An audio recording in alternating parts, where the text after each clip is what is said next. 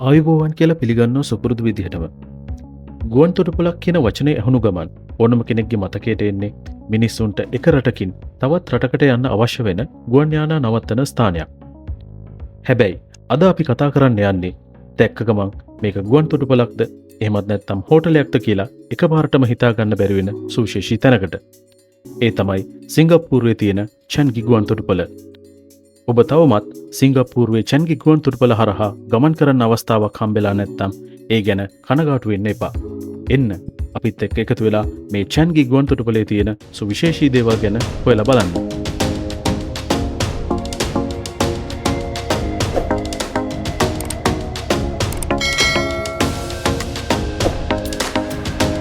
මේ වීඩියෝ බලන ඔයාලා තාමත් අපේ මයින්ඩ්ෆුල් ලංකා නාලිකාව සබ්ස්ක්‍රයිබ් කරලා නැත්නම් වැදගත් සහ අර්ථවත් තොරතුරු මග නොහැරී දැනගන්න දැන්මම සබ්ස්ක්‍රයිබ් බටන් එක ඔබලා අපිව සබ්ස්ක්‍රයිබ් කරන්න.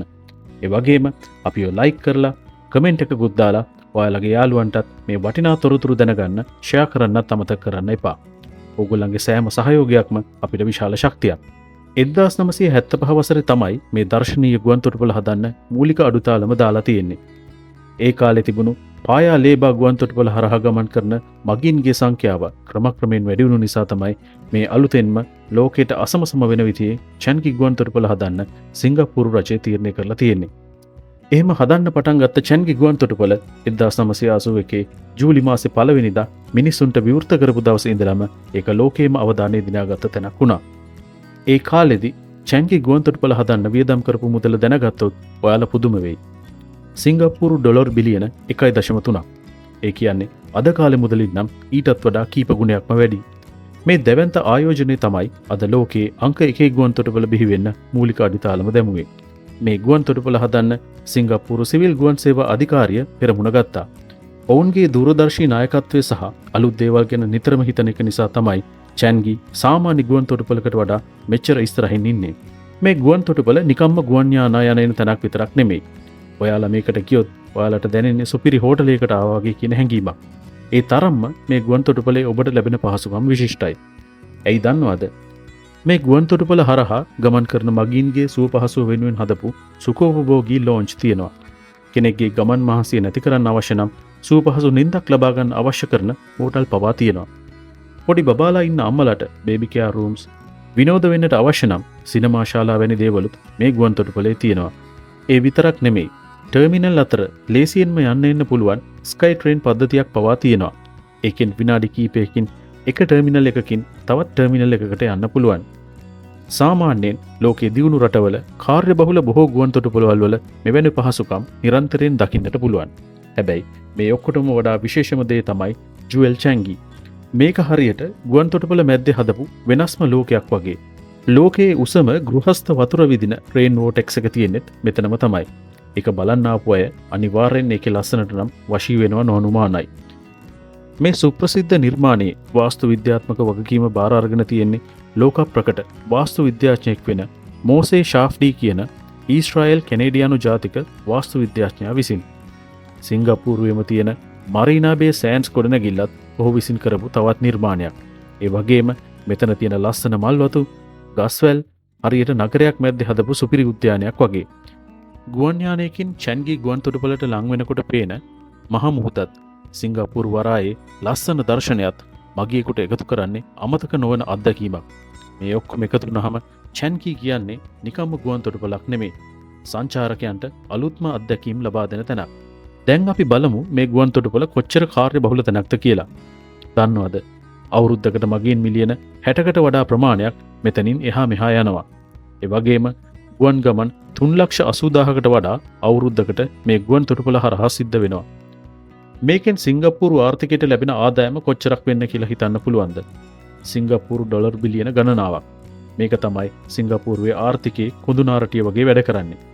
ලෝකයේ රටවල් 160කටත් වඩා සම්බන්ධ කරන මේ ගුවන් තොටුපළ සමස්ත ආසියාවේම ප්‍රධානම ගුවන් සේවා මධ්‍යස්ථානයක් විදිහටත් සලකන්න පුළුවන්.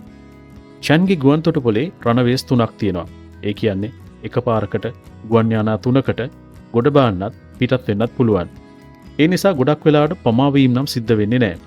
සිංගපෝර් Airlines, Jet Asia, Qantas, Emirates, Cathay Pacific, Thai Airways වැනි වගේ දැවන්ත ගුවන් සමාගම් විශාල ප්‍රමාණයක් චැන්ගී ගුවන්තොටුපළ හරහා සේවාවන් ලබා ගන්න එනවා. ලෝකයේ ලොකුම ගුවන් යානා වන එයාබස් A380 සහ බෝයින් 747 වර්ගයේ ගුවන් යානා කිසිම අපහසුාවක් නැතුව මේ ගුවන්තොටුපළට ගොඩ බස්සන්න පුළුවන්. ඒ තරම් මේ ගුවන්තොටුපළේ පහසුකම් ඉතාම ඉහළයි. අලුත් දේවල් හැමතිස්සෙම කරන චැන්ගී ගුවන්තොටුපළ තවදුරටත් ඔවුන්ගේ පහසුකම් දියුණු කරන්න ලෑස්ති වෙනවා. ඒ අනුව මගේ මෙහෙයුම් ධාරිතාවේ වැඩි කරන්න 2025 අවුරුද්දේදී අලුත්ම ටර්මිනල් එකක්. ඒ කියන්නේ ටර්මිනල් අංක 5 හදන්න පටන් අරගෙන තියෙන්නේ. පස්වෙනි ටර්මිනල් එකේ ආගමනයත් එක්ක ගුවන් යානාවලට පහසුවෙන්ම ළඟාවීම සඳහා අතිනවීන ගේට් සිස්ටම් එකක් ඔවුන් හඳුන්වා දෙන්න බලාපොරොත්තු වෙනවා. ඒ ගේට් සිස්ටම් එක ඇතුලේ ඒරෝ බ්‍රිජස් ප්‍රමාණිකුත් අන්තර්ගත වෙනවා. ඒ විතරක් නෙමේ පරිසරයට හානි නොකර මේ ව්‍යාපෘතිය වැඩ කරන්නත් සිංගප්පූරුව ගොඩක් උනන්දු වෙනවා. ඒකට අදාළ තාක්ෂණයනුත් පාවිච්චි කරන්න ඔවුන් මේ වෙනකොටත් කැප වෙලා ඉන්නේ. දැන් අපි අපේ බණ්ඩාරනායක ගුවන්තොටුපළ චැන්ගී ගුවන්තොටුපළත් එක්ක පුංචි සංසන්දනයක් කරලා බලන්නයි හදන්නේ. චැන්ගී ගුවන්තොටුපළ නම් හරියට සුපිරි හෝටලයක් වගේ. එතෙන්ට යන එන අයට හැම පහසුකමක්ම තියෙනවා. විවේක ගන්න තැන්, කන්න බොන්න ඕන තැන්, විනෝද වෙන්න තැන් හැමදේම එතන තියෙනවා. ඒ වගේම ජුවල් චැන්ගී වගේ ආකර්ශනීය වටපිටාවකුත් එතන තියෙනවා. නමුත් අපේ කොළඹ ගුවන්තොටුපළ නම් තාම ඒ මට්ටමට ඇවිල්ලා නැහැ. අපේ ගුවන්තොටුපළේ නම් ප්‍රශ්න ටිකක් තියෙනවා. ප්‍රධානම ගැටලුව තමයි මගීන්ට අවශ්‍ය කරන ඉඩ ප්‍රමාණය නැතිකම. චැන්ගී එකේ තියෙන තරම් විනෝද වෙන්න, විවේක ගන්න තැනක්වත් අපේ ගුවන්තොටුපළ ඇතුළේ නැහැ. තාක්ෂණයේ පැත්තෙනුත් අපි ටිකක් පිටිපස්සෙන් ඉන්නේ. බඩු පරීක්ෂා කරන එක, ගුවන් යානයට නගින එක වගේ දේවල් තාමත් ටිකක් පරණ විදිහටම තමයි සිද්ධ වෙන්නේ. මේ දේවල් දියුණු කළොත් අපේ ගුවන්තොටුපළටත් ඉදිරියට යන්න පුළුවන්. ඒ වගේම සේවකයන්ගේ කාර්යක්ෂමතාවයත් වැඩි දියුණු කරන්න ඕනේ. විශේෂයෙන්ම කලාපයේ තියෙන අනික් ගුවන්තොටුපළවල් වන මාලේ වගේ ගුවන්තොටුපළවල් පහුගිය දවස්වල කඩිනමින් Tamanගේ ධාරිතාවයන් වැඩි කරපු නිසා කොළඹ බණ්ඩාරනායක ගුවන්තොටුපළට සංචාරකයෝ ආකර්ෂණය කරගන්න එක නම් විශාල අභියෝගයක් වෙන්න පුළුවන්. ඉතින් ඔයාලත් කොහේ හරි යන්න ප්ලෑන් කරනවා නම් ඔයාලටත් පුළුවන් සිංගප්පූරුවේ චැන්ගී ගුවන්තොටුපළ හරහා යන ගමනාන්තයක් තෝරගන්න. මොකද චැන්ගී ගුවන්තොටුපළ කියන්නේ නිකම්ම ගුවන්තොටුපළක් නොවන නිසා ඒක හරියට සංචාරක පාරාදීසයක් වගේමයි. එතන තියෙන පහසුකම් ලස්සන බලලා ඔයාලට අලුත් අත්දැකීමක් එකතු කරන්නත් පුළුවන්. ඒ වගේම ලෝකයේ රටවල් ගණනාවකට යන්න අවශ්‍ය කරන ට්‍රාන්සිට් හබ් එකක් විදිහටත් පාවිච්චි කරන්න පුළුවන්. ඒ වගේම චැන්ගී ගුවන්තොටුපළේ තියෙන ආරක්ෂක විධිවිධානත් හරිම ඉහළයි. ඒ නිසා ඔයාලට කිසිම හිතේ බයක් නැතුව කමෙන්ට් කරන්නත් පුළුවන්. චැන්ගී ගුවන්තොටුපළ ගැන ඔයාලා මොනවද හිතන්නේ? ඔයාලගේ අදහස් පහලින් කමෙන්ට් කරන්න. මේ වගේ වැදගත් සහ කාලීන තොරතුරු දැනගන්න අපේ මයින්ඩ්ෆුල් ලංකා channel එක අනිවාර්යෙන්ම subscribe කරන්න.